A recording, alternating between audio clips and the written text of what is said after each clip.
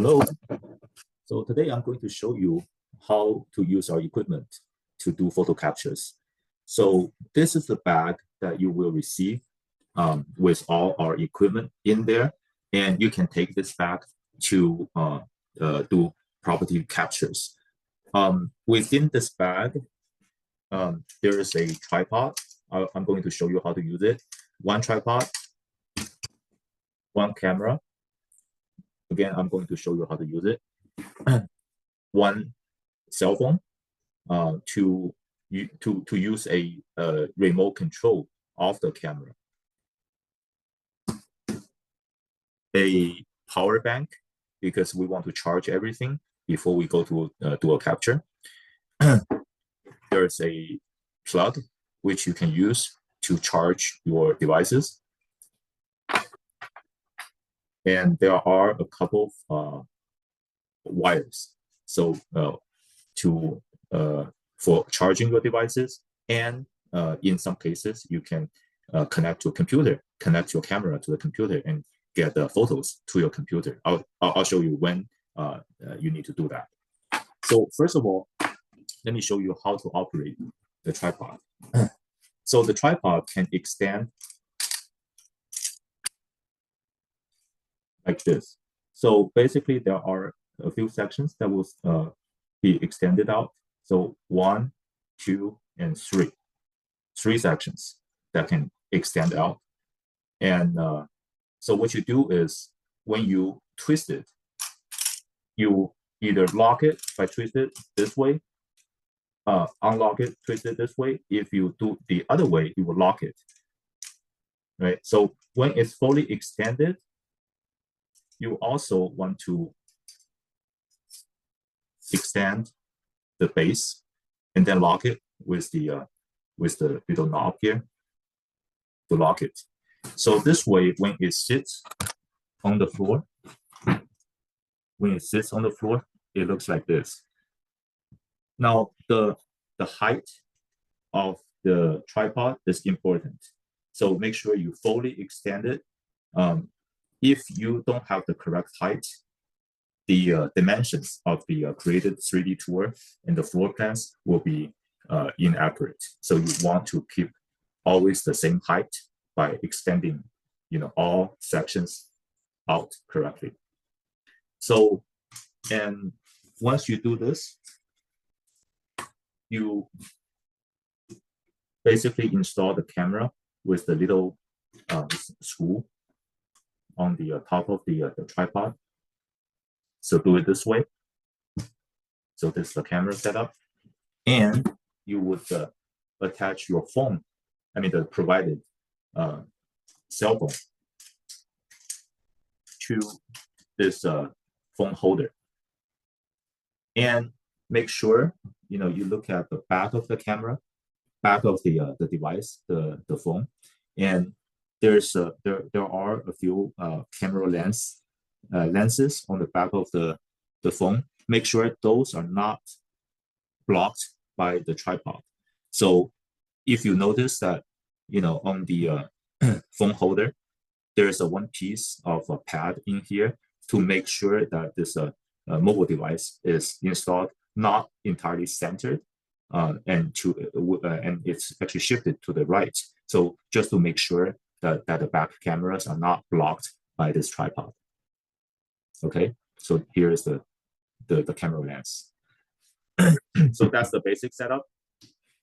And when you want to collapse the tripod, let me show you how to do that.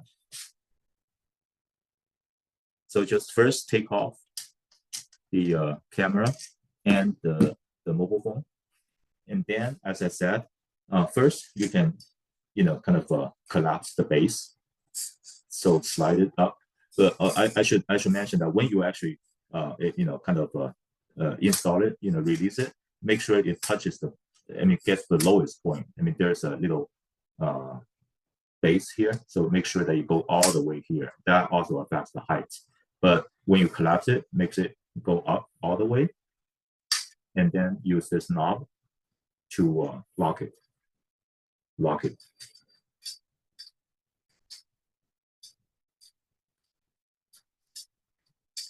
make sure it's secure. And then you hold the top of this tripod and then turn this way towards yourself, turn it all the way, and then try to slide it in. It's easy to slide it in. When it's unlocked, you can slide it in, and then twist the other way to lock it. This way, the sections will not be pulled out. Now, so let me show that to you again. So unlock it, fully extend, lock it, then it stays that way.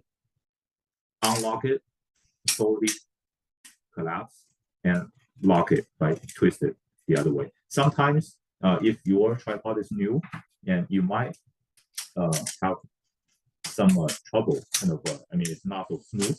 In that case, you can do a couple of things. One is when you try to unlock it, use this section because that will give you more force. You can hold better. So to unlock it this way, and then you can slide more smoothly. And another thing is if you do this a few times, it becomes more smooth. Okay. Let me show you how to use the camera. So the camera, if you look at it, it has a kind of a screen interface. It actually works just like a mobile phone. In fact, it does have the same kind of phone capability in the controls. So let me show you what I mean. What you need to do is usually you just slide down from the top. You see this is very familiar, like a phone control. And on the lower right, you see the settings button. Use this settings button. So in here, what we care most is this hotspot setting, the hotspot setting. The reason for that is when we are actually capturing photos, your mobile device, the mobile phone that we provided in your equipment list, needs to connect to the camera through the camera's hotspot, right? So the phone's Wi-Fi is actually connecting to the camera's hotspot. The hotspot will appear on the phone as a Wi-Fi signal. So you turn this on by clicking on this the hotspot and then click it on. So this way it can be discovered as a Wi-Fi signal. And then when you use your phone to connect, you should be able to find this device. Let me show you how.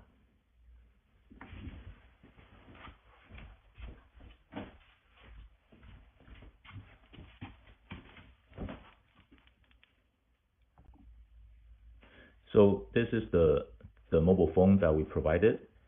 In order to connect to the camera, you first go to the camera, the mobile phone's settings in here, the settings, and go to see all the Wi-Fi available. So here you see, if you see anything that starts with panel X, that's your camera. The camera's Wi-Fi always starts with panel X. Now just click on it to try to connect. So because I already have this set up, if you are setting it up for the first time, you use the password 1234567 as the password for the camera's hotspot, the Wi-Fi.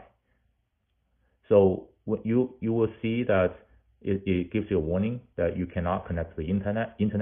So which is correct, because we're connecting to the camera's hotspot. The camera is not connected to the internet, but we don't need to worry about that, because when we are capturing photos, we don't need the internet. So just say thanks.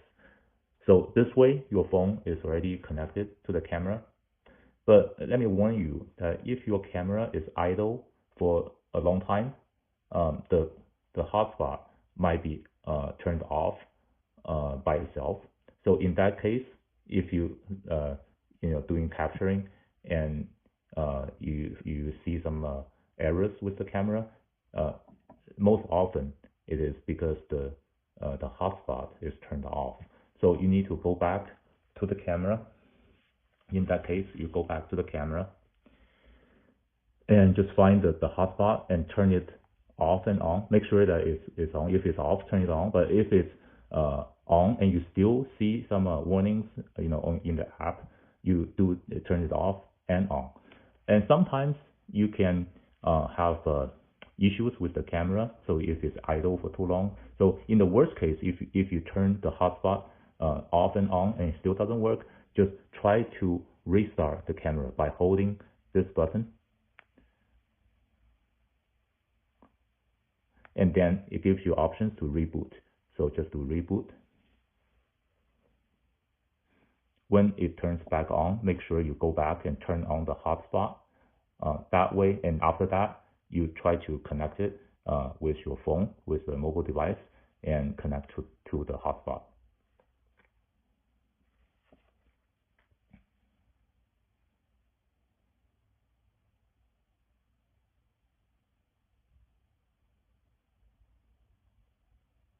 Okay, so it's back on. So if you do this and go to settings and go to hotspot and make sure you turn it on. Now you are ready to come back to the phone. And from settings, go to your Wi-Fi and search for this camera. And I don't see the camera's Wi-Fi, so I'm going to come here and check again. So the hotspot is on and I don't see it. So I can do two things. One is I turn off my Wi-Fi on the mobile device and turn it on. So this will search for all the Wi-Fi signals, and now it finds it. It finds the Pino X. But if for some reason it's not here, I will just turn this hotspot off and then on. And in this case, it finds it again. So I click on it to connect it. Again, the first time you connect to it, you use password 1 through 8. 1, 2, 3, 4, 5, 6, 7, 8 as the password. Now, you only need to do it once, because from the second time, it will remember the password for you. Again, for this internet, no worries, so just no thanks. So that's it. That's how you connect your phone to the camera. So I'm going to talk about how to charge everything, because when you go to a photo capture appointment for a property, you don't want to run out of battery power, either for your camera, which is most likely, or your phone, or even the power bank if you don't charge it for a long time. So this is what I do. So with the wires that we provide, we can charge everything at the same time. So you would connect one wire with the phone and one wire with the power bank, and use the power bank's built-in wire to charge the camera. And I would leave the camera case on when you charge it, because on the side you can see the charge port is here. This way you are protecting the camera lenses, because otherwise you don't want the lens to land on hard surface. I should mention that the camera, each full charge can get you 50 to 60 photos. That's enough for your one capture for one property. But if during busy times, if you are going to multiple properties, make sure you use the power bank to charge the camera between properties. So when you're going to another property,